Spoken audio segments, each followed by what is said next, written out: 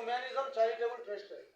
ఆ ట్రస్ట్ తరఫున మేము మా మిత్ర బృందమైనటువంటి మిత్రులు అంతా సేవా కార్యక్రమాలు చేశారు.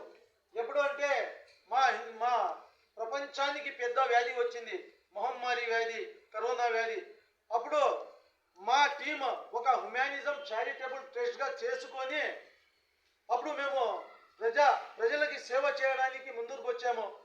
అప్పుడు మమ్మల్ని తెలిసింది ప్రజలు బాధ, అన్నం లేకపోతే ఎట్లుంటుంది అని.